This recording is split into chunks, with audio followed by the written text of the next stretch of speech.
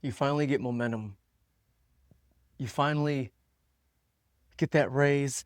Whatever it takes, you're finally making it happen. Getting ahead a little bit, losing some weight. But something happens. Something always invariably happens. Then it sets you back, doesn't it? You end up getting to this place that you're very familiar with, probably too familiar with. And that's because you're dealing with sabotage.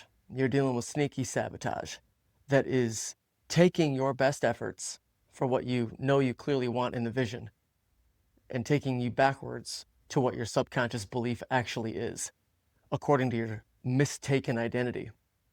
And if these phrases sound kind of odd to you, that's okay. Hang in there. You're gonna see, because from 0 to 8, science says that we're 95+% conditioned by our environment, or the nurturing that we were under. But that means that you've taken on the identity of someone else. That means that your identity is not being led by your divine purpose or your core values that you sense inside your heart.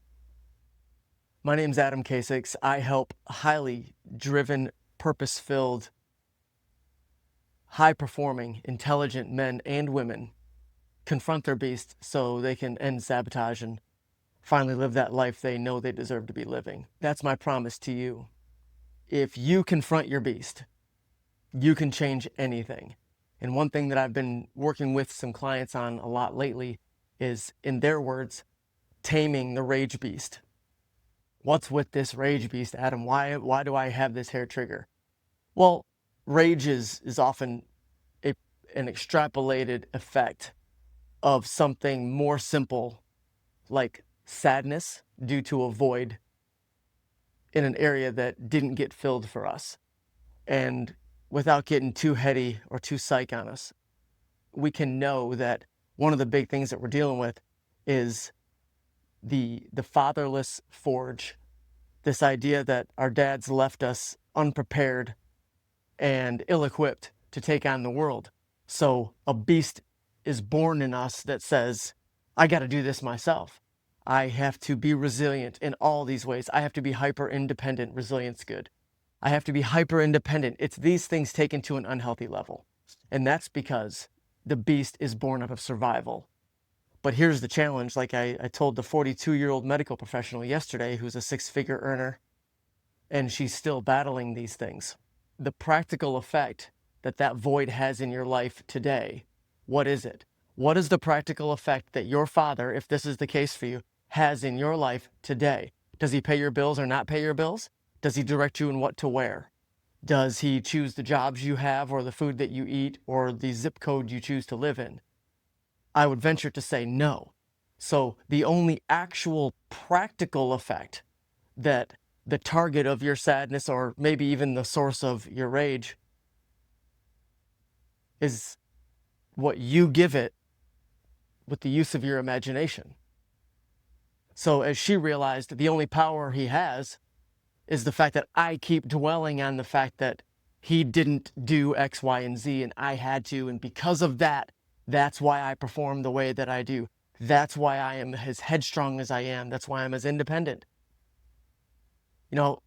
There's a story of Mike, and Mike is a 50-year-old dad of 5 whose marriage, after a couple decades of being with a woman, disintegrated.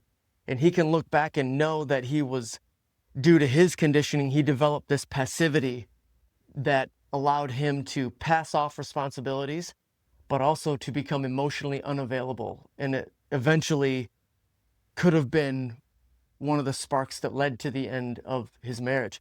But what he's learned to do is put an end to the passivity, because he began the awareness of why he was doing it in the first place. And it wasn't because of a fatherless forge. It was because of an overbearing mother.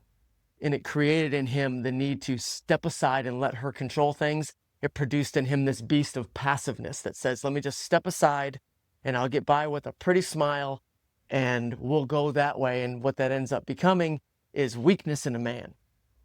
And so when his wife had to fill in that void for some years, or there's a resentment that gets built up, these things happen. But the bottom line is, until we confront that beast, Mike was never going to move on and get promotions and get more production done at work and exceed quotas like he's currently doing after several months of working with me. Or in terms of the young lady yesterday on the call, the discovery call, free discovery call. I know I can't add them because I'm already going to a counselor and I've got more off of you than I have in 4 months with her. That's because we don't need to do a lot of that, and the incentive isn't to keep you on an hourly rate here.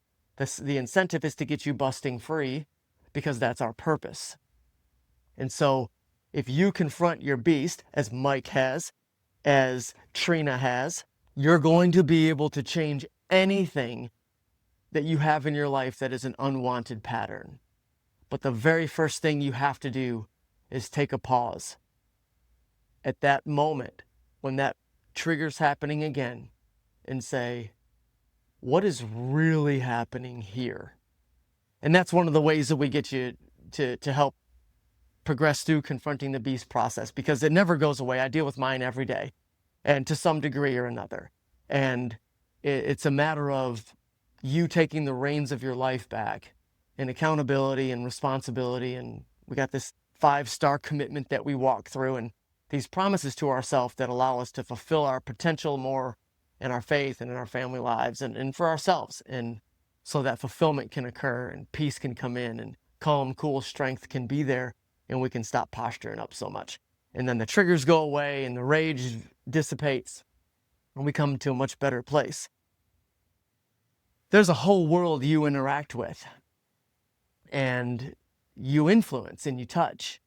And it matters, people's interactions with you, whether it's a cashier at a grocery store or a secretary in your workplace or maybe a superior in your work. Whatever it is, you interact with people, and therefore you have a responsibility as a faith-driven or purpose-driven person to make the world better, right? Or be your best, at least in those moments, so that way their interaction with you maybe can add light to their life. And this is probably what you want to do anyway. And so that being the case, what you do really matters. And I want to ask you, how long have you been dealing with those shadowy taps that you ignore or you try to brush off, and you continue on looking in the fridge, getting a snack, or turning the game comes back on and forget that, we'll deal with that later. But this is the exact reason that you're still stuck after all these years or months or decades, who knows? If you address this head on, you won't be stuck anymore. You'll break free. Literally, the prison is created by your imagination, and we can get you through that. But for now, I want to encourage you, rather than fatherless forge, or maybe you're an uncrowned king, maybe you're the banished brother. I've been that after war, post-traumatic stress. You can really feel like a banished brother, like a pariah. And that can be really challenging, but I want you to find out what your personality, your dominant personality pattern is right now. You can get that at adamkasix.com/personality. If you want some help getting through this and maybe getting your 22 minutes worth of value in this video right here, notice what she says. I know I can't add them because I'm already going to a counselor and I've got more off of you than I have in 4 months with her. If you want to take 4 months and decrease it into 22 minutes, potentially. Every case is different. But if your eagerness is there and your willingness to squash this beast in your life so you can end the sabotage, or how about you notice it on its way so you can mitigate the risk of collapse or getting triggered and blowing things up again. If you want to level up and stay there, have predictable patterns of success in your life, then grab a free discovery call with me and let's see what we can do together. Chat.adamkasix.com/discovery. The link is below. The link is everywhere. This is what I do. Since IV drug addiction and affairs ruined my first marriage, I was able to get that wife back. We had a second marriage. We got a second marriage. And this year we're celebrating 24 years, not counting divorce time. And then being able to heal and thrive while still battling the beast from post-traumatic stress in Afghanistan and combat. The proof is in the pudding. You know, we walk the walk here. I would love to be able to help you. But you got to take that first step. If you're ready, so am I.